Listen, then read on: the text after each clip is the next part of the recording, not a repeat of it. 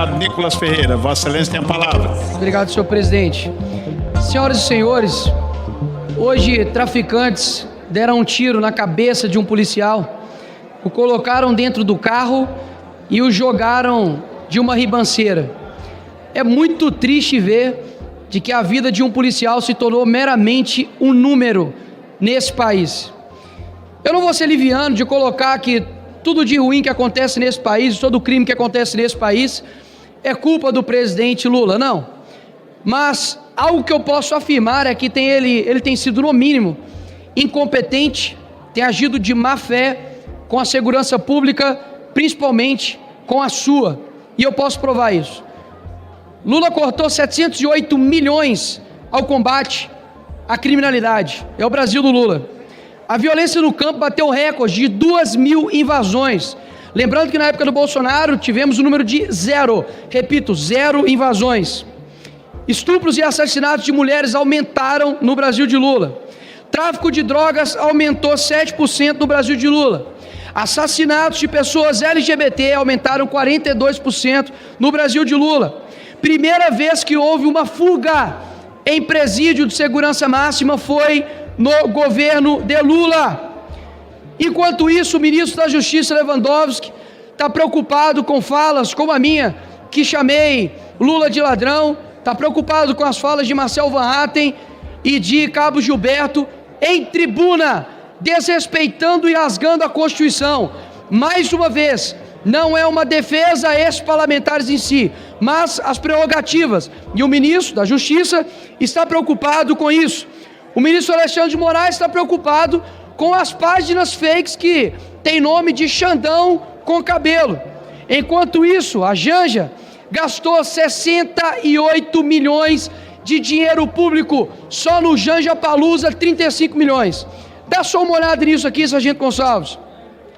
Com 68 milhões de reais de dinheiro público do seu pagador de impostos, daria para comprar 194 mil viaturas para a Polícia Rodoviária Federal, 4 mil fuzis e 3 milhões de munições para a PM. Construir um presídio de segurança máxima ainda sobrava 28 milhões de reais. O que não daria para poder fazer com a segurança pública, juntamente com a Polícia Civil, bombeiros, Polícia Penal? Dava para mudar a realidade da segurança pública aqui do nosso país. E o G20 foi a prova disso, deputado Zucco. Afinal de contas, para estrangeiro, toda a segurança.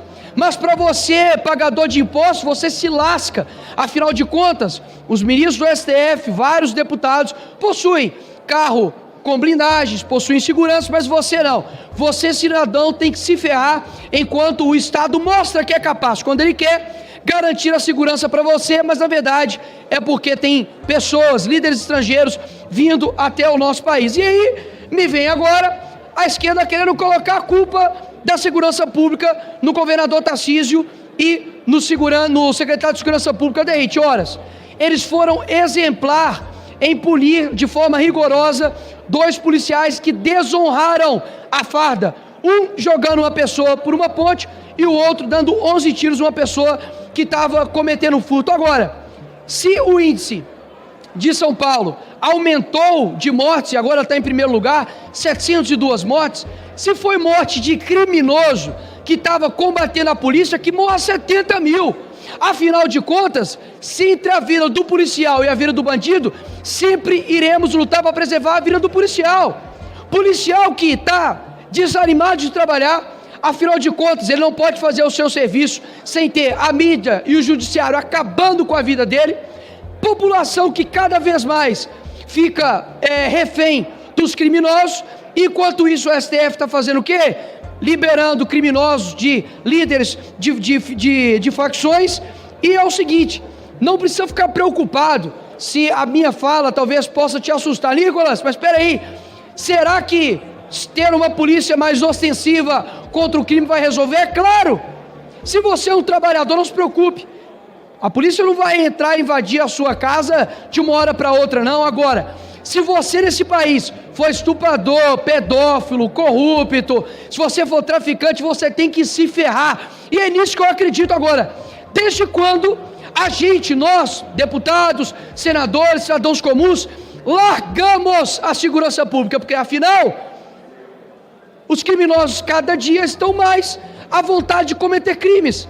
Será que a vida de um policial que sai de dia e não sabe se volta à noite vale menos do que a sua? Que caramba de país é esse? Que gasta milhões, bilhões em viagens no exterior com um presidente que nos desonra e não tem o capacho de dar o investimento para a segurança? Passa aqui, Coronel Zuco, Sargento Gonçalves, pessoas da PRF, da Polícia Federal, da Polícia Militar, nos corredores aqui pedindo em Pires, investimentos para a segurança pública, para ter uma viatura, para ter um armamento digno. Agora, por que nós estamos preocupados com isso? Porque está se lixando para esse país. Ah, Nicolas, mas o Bukele fez isso num país pequeno como é o Salvador. Horas. Vamos dar autonomia para os governadores, vamos voltar às pautas aqui nessa casa, como a prisão perpétua para pedófilo, para estuprador, como, por exemplo, obrigar presidiários a trabalharem, como, por exemplo, reduzir a maioridade penal, porque é inacreditável, né? O moleque pode roubar, matar, ser ali, né, o foguetório ali, pode ser tudo o que for, aviãozinho do tráfico, mas ele não pode arcar com as suas consequências. Mas com 16 anos, ele vai lá e vota no presidente para poder decidir o futuro do nosso país.